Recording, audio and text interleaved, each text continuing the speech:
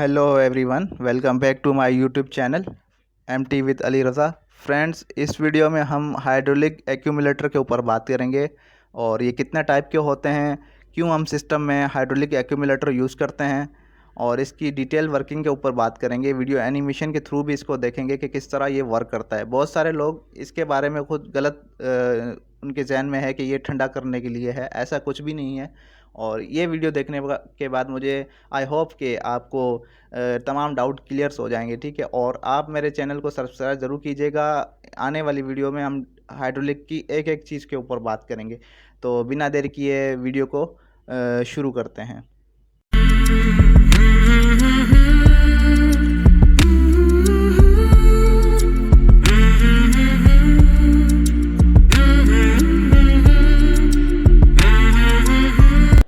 Hydraulic accumulator, इस लफ्ज़ accumulator का मतलब होता है ये एनर्जी को स्टोर करके रखता है अपने पास, ठीक है। हाइड्रोलिक सिस्टम में फ्लूइड एनर्जी है वो ये अपने पास स्टोर करके रखता है।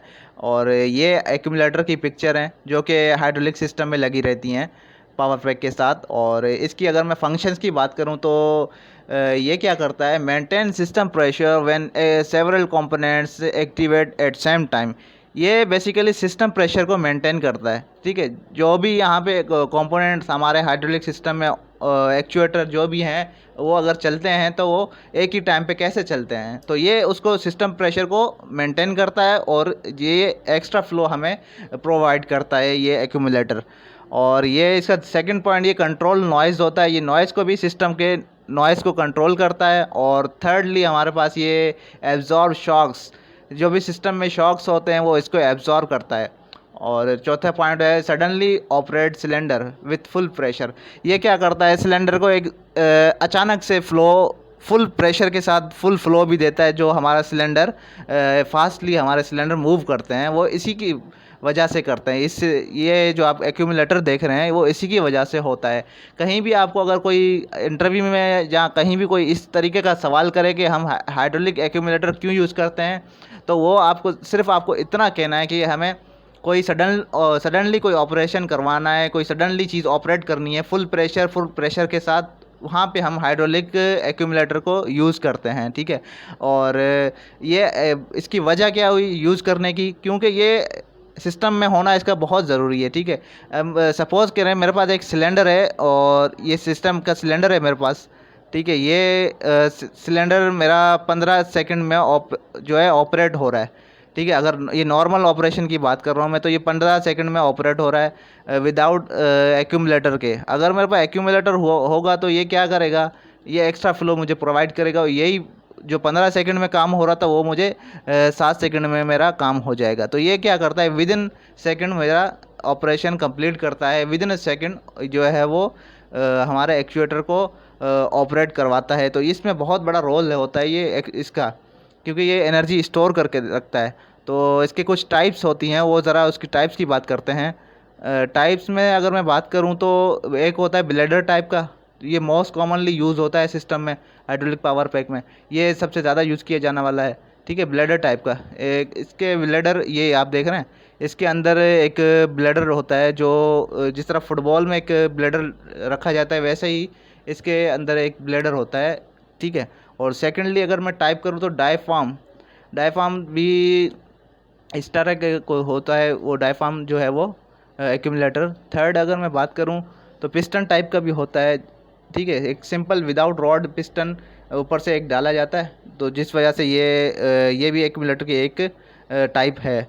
और चौथा हमारे पास स्प्रिंग टाइप का भी होता है, जो एक स्प्रिंग लोडेड के थ्रू ये भी जो है एक्यूमुलेटर की तरह वर्क करता है। और फाइनली मेरे पास अगर लास्ट में मैं बात करूं तो वेट टाइप भी होता है, जो कि इस तरीके से आप पिक्चर में देख रहे हैं वेट टाइप का। तो ये कुछ इसकी 5 टाइपें हैं जो एक्यूमुलेटर को हम यूज़ करते हैं सिस्टम में। और आज हम सिर्फ ब्लेडर टाइप के ऊपर बात करेंगे, ठीक है। ब्लेडर टाइप के ऊपर बात करेंगे। ये आप देख रहे हैं ब्लेडर, یہ اندر اس کے اس طریقے سے رہتا ہے، اور یہ گیس اس میں جو چارج ہوتی ہے ڈرائی نائٹروجن ہوتی ہے۔ ڈرائی نائٹروجن کیوں ہوتی ہے؟ وہ اس وجہ سے کہ nitrogen is the only gas جو کہ کسی بھی چیز کے ساتھ مل کے عمل نہیں کرتی، یہ کیمیکل اسٹیبل گیس ہوتی ہے۔ اگر ہم دوسری گیس یوز کریں گے تو شاید سسٹم کو افیکٹ پڑے گا۔ تو نائٹروجن آپ کو میں ایک بات کلیئر کر دوں کہ ٹھنڈا کرنے کے لیے استعمال نہیں ہوتی، بلکہ ایک نان ری ایکٹیو گیس ہے nitrogen. That's why we use only nitrogen for hydraulic accumulator, ٹھیک ہے۔ اب میں اس کی آپ کو ورکنگ دکھا رہا ہوں ویڈیو کے تھرو، تو چلیے ویڈیو میں ہم دیکھتے ہیں اس کی کچھ ورکنگ، پھر میں آپ کو سرکٹ کے تھرو بھی سمجھاتا ہوں۔ تو چلیے ویڈیو کی طرف چلتے ہیں۔ یہ آپ ویڈیو میں دیکھیں، ابھی یہ سمبل ہے اس کا، ٹھیک ہے۔ اور جب یہ اس میں آئل انٹر ہوتا ہے تو کیا یہ اس کو بلیڈر کو کمپریس کرتا ہے، ٹھیک ہے، کمپریس کرتا ہے، اتنا پریشر کے ساتھ کمپریس کرتا ہے، ٹھیک ہے۔ جب ہمیں سسٹم پریشر ریکوائرڈ ہوتا ہے تو یہ ایکسپینڈ ہو کے جو اس کے ساتھ اراؤنڈ میں ہوتا ہے آئل، وہ اس کو ایکچویٹر کو ودن اے سیکنڈ آپریٹ کرواتا ہے۔ پھر یہ اسی طریقے سے یہ سائیکل کنٹینیو رہتا ہے، ٹھیک ہے۔ اور یہ جب دوبارہ اس میں ریکوائرمنٹ ہوتی ہے تو یہ اس بلیڈر کو کمپریس کرتا ہے، کیونکہ گیس از اے کمپریسیبل، سو یہ جب کمپریس کرتا ہے اس کے بعد جب ہمیں ایکچویٹر کو ودن اے سیکنڈ آپریٹ کروانا ہوتا ہے تو یہ اس کو ایکسپینڈ کر دیتا ہے ایک دم سے، ٹھیک ہے۔ تو یہ اس طرح سے یہ کچھ ورک کرتا ہے، اور اس کے یوزیج وہاں پہ ہیں جہاں پہ ہمیں ایک سڈنلی آپریشن کروانا ہے، کسی کٹنگ سلنڈر کو چلانا ہے جہاں پہ بہت ہی کم ٹائم میں ہمیں آپریشن کرنا ہے، کوئی ورک کرنا ہے، ٹھیک ہے۔ تو یہ کچھ، ٹھیک ہے دوستو، یہ آپ نے ویڈیو دیکھی، ابھی آپ یہ دیکھ لیں ذرا اس کے کچھ پارٹس ہوتے ہیں بلیڈر کے۔ تو یہ سب سے پہلے جو اوپر جو دکھ رہا ہوتا ہے وہ ہوتا ہے چارجنگ وال، ٹھیک ہے، اور اس کو شیل کہتے ہیں، جو یہ باہر کی باڈی ہوتی ہے اس کو شیل کہتے ہیں، اور یہ اس کے اندر یہ گیس ہوتی ہے، ٹھیک ہے، گیس بھری ہوئی ہوتی ہے، اور یہ اس کو بلیڈر کہتے ہیں، ٹھیک ہے، اور یہ اس کو پپٹ کہتے ہیں، اور یہ اسپرنگ رہتا ہے جو اسپرنگ لوڈڈ ہوتا ہے، اور یہ ہائیڈرولک کیپ ہوتی ہے، ٹھیک ہے۔ اس میں یہ ہے کہ وین سسٹم ریکوائرس آئل، ٹھیک ہے، جب سسٹم کو آئل ریکوائرڈ ہوتا ہے تو gas pressure pushes fluid out. جب سسٹم کو ایک سڈنلی آپریٹ کرانا ہوتا ہے کوئی بھی ایکچویٹر تو کیا کرتا ہے، گیس پریشر ایک دم سے ایکسپینڈ ہو جاتا ہے، اور ایکسپینڈ ہونے کے بعد یہ فلوئڈ کو آؤٹ کرتا ہے اور ہمارے ایکچویٹر کو ودن اے سیکنڈ آپریٹ کرواتا ہے۔ یہ اس کی کچھ بیسک ورکنگ ہے۔ چلیے ابھی کچھ سرکٹ کے تھرو اس کو میں آپ کو سمجھاتا ہوں۔ یہ دیکھیں سمپل سرکٹ ہے، ٹھیک ہے۔ یہ جب یہ میرا پمپ ہے جو، اور یہ این آر وی لگا ہوا ہے، ٹھیک ہے، اور یہ گیس چارج ایکومولیٹر لگا ہوا ہے، ٹھیک ہے۔ اب سسٹم یہاں پہ جب انرجی اسٹور ہو جاتی ہے، فرض کریں میرا پمپ بند ہو گیا، ٹھیک ہے، سسٹم بند ہو گیا، تو یہ دیکھیں انرجی اس نے اسٹور کر لی این آر وی سے، یہ بیک فلو اب نہیں جائے گا، ٹھیک ہے۔ اب سڈنلی میں پمپ آن کر رہا ہوں تو پمپ آن کرنے کے بعد یہاں سے یہاں جانے میں اس کو کافی ٹائم لگے گا، تو اس صورت میں کیا کرتا ہے یہ ایکومولیٹر، فوراً سے وہ ودن اے سیکنڈ ہمیں آپریٹ کر کے دے دے گا، اس کو اپ کر دے گا، ٹھیک ہے۔ تو یہ اس کا بیسیکلی کچھ ورکنگ ہے۔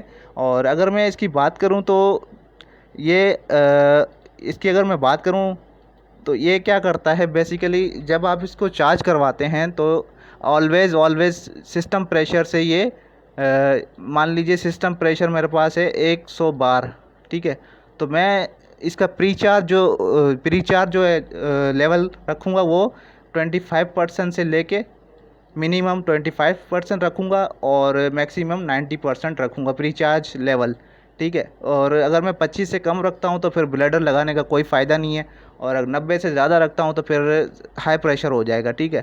تو میں اس کو میکسیمم 90 پہ رکھتا ہوں، اور اس کا جو پری چارج لیول ہے وہ 25 پہ رکھوں گا، ٹھیک ہے۔ اگر میں سرکٹ کی بات کروں، یہ جو سرکٹ ہے تو یہ یہاں پہ ایک پریشر گیج لگا ہوا ہے، ٹھیک ہے۔